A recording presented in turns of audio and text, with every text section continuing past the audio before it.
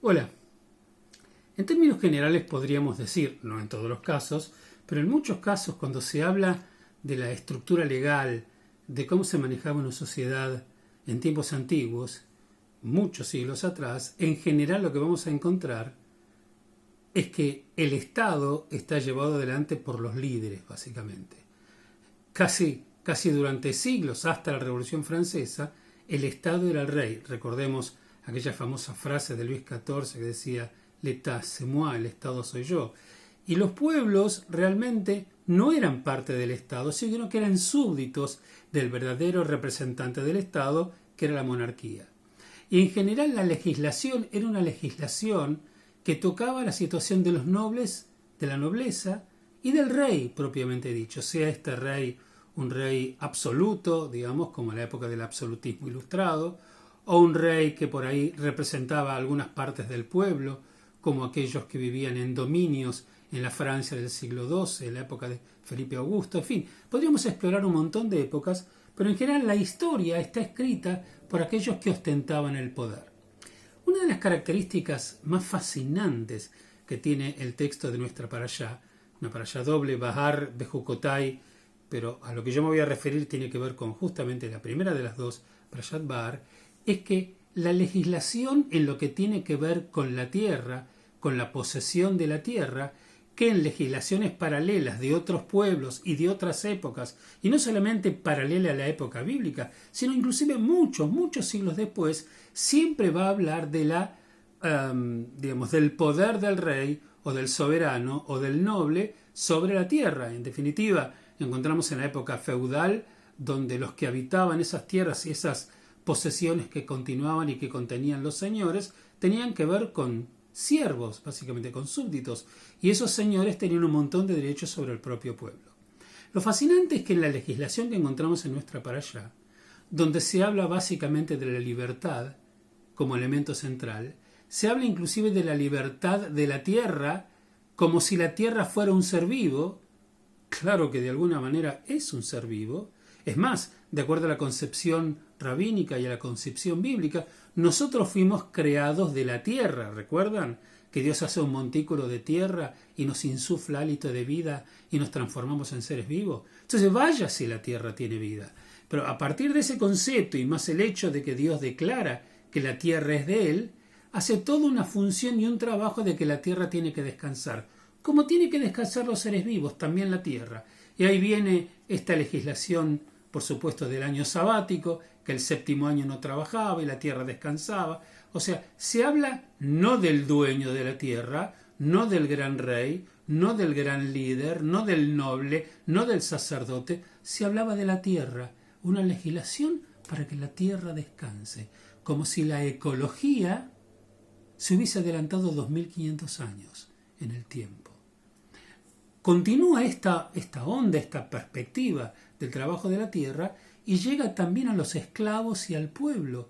Y Dios está pidiéndole a la legislación del pueblo o a los encargados de la ley de que den lugar a la libertad de las personas.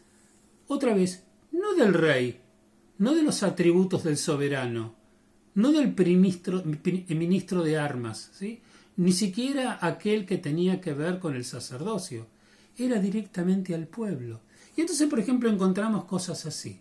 Una legislación nacional que se ocupa del pueblo.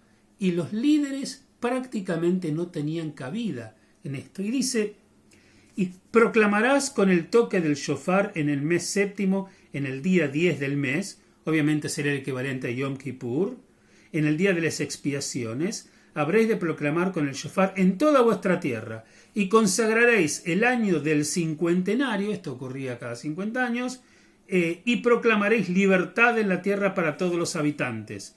Si alguien estaba esclavizado, tenía que salir en libertad. ¿Por qué sí? Porque es siervo de Dios, y Dios no quiere que sus siervos sean esclavos. Esos siervos tienen un solo Señor, que es Dios. No tienen que tener otros, dice. Yovel, jubileo será para vosotros, y retornaréis cada hombre a su posición, y cada hombre a su familia habrás de retornar. Serán en libertad.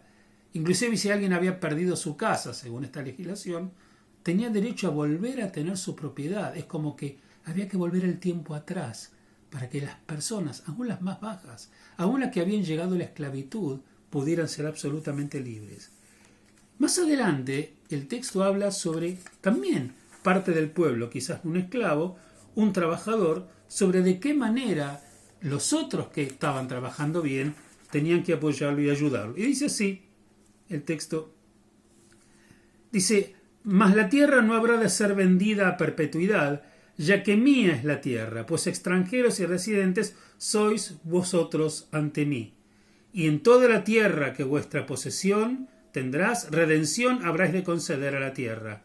Y cuando se empobreciere tu hermano y vendiere parte de su posesión, vendrá su redentor, el cercano a él, y habrá redimir la venta de su hermano. O sea, básicamente, si su hermano se tuvo que vender porque quebró, porque no tiene la posibilidad de poder seguir trabajando su tierra, el hermano lo tiene que redimir. Sacar siempre el apuro, la urgencia de sacar a tu hermano, de sacar a ese hebreo de la situación de pseudo-esclavitud.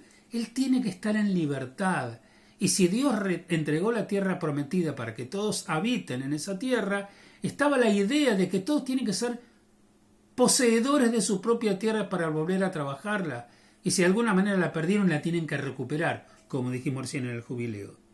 Y el hombre que no tuviera el Redentor y alzare su mano y encontrare tanto como para su propia redención, hará de calcular los años desde su venta y habrá de devolver el sobrante al hombre a quien le había vendido y retornará a su posición. O sea, le tiene que pagar al hombre que ya le había vendido la tierra, ya se había despojado de esa tierra, la diferencia, porque como la tierra es de Dios, las posesiones no eran de nadie. Entonces se contaba el valor solamente a partir de las cosechas.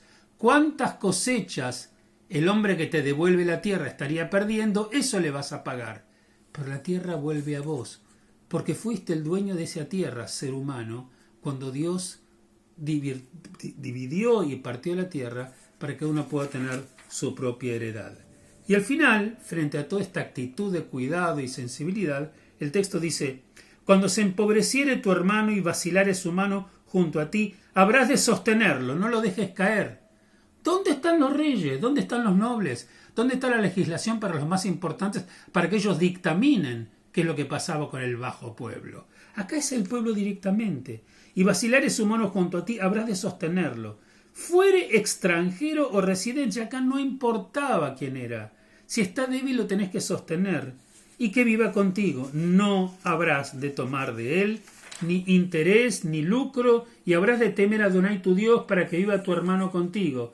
O sea, no te aproveches, no digas sí, voy a hacer esto y te aproveches, porque Dios está mirando. Dios ve todo. Tu dinero no habrás de darle a interés, y con lucro no habrás de darle tu comida. Yo soy Adonai vuestro Dios, que os he sacado de vosotros de la tierra de Egipto, para daros la tierra de Canaán, para ser para vosotros Dios. O sea, estoy mirando, estoy cuidando, actúa bien. Y cuando empobreciere tu hermano junto a ti, y si te vendiere, no le harás trabajar en ese trabajo de esclavo. Ya con esto ciérrate este tema, dice: no deben haber esclavos. No deben haber esclavos en un momento donde había esclavos por todos lados, en todas las sociedades. Inclusive en la época hebrea también había esclavos con determinadas características, sobre todo cuando se refería a los esclavos hebreos. Pero acá hay un clamor en este texto que está dedicado a la libertad de la tierra como a la libertad del individuo, de que no tenés que permitir que haya esclavos. Como asalariado, sí, que trabaje con vos, ayudalo, pero pagale un sueldo.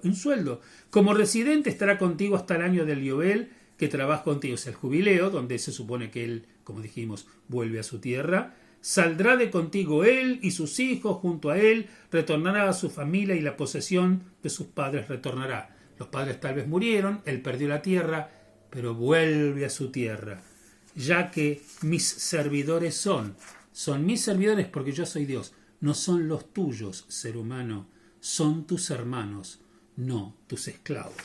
¿Sí? Los que yo saqué de la tierra de Egipto no habrán de ser vendidos en venta de esclavos. No someterás con dureza y temerás a tu Dios. A mí me parece interesante, no solamente por la información que tiene este texto, sino por, digamos, la aproximación que tiene a los fenómenos sociales. ¿Sí? Es un texto que no habla de los líderes. Acá no se menciona al poder de Aarón, no se menciona el poder de Moshe, no se menciona el poder de los ricos, no se menciona el poder de los poseedores de la tierra, se menciona el pueblo. Y si alguien cayó en la esclavitud, por alguna circunstancia, arráncalo de la esclavitud. Y si alguien está débil, ayúdalo. O sea, básicamente lo que hay acá es una legislación que tiene 3000 años, pero con extraordinaria conciencia social. Y esto es parte de la ética y de la espiritualidad que la ley bíblica va a dejar como herencia a nuestros tiempos y a nosotros. Es fascinante. Hoy en día hay mucha legislación en muchas partes del mundo que verían a la ley bíblica como una ley demasiado adelantada y poco realista. En el texto bíblico se está plantando que ese es el ideal que Dios tenía para nuestro pueblo.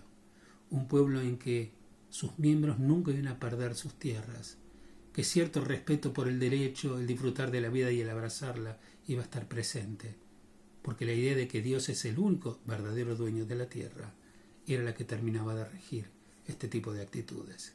Yo no sé cuánto de esto hoy se puede cumplir, cuánto está perimido y queda como una bellísima, hermosa nostalgia de un tiempo que hoy ya no es.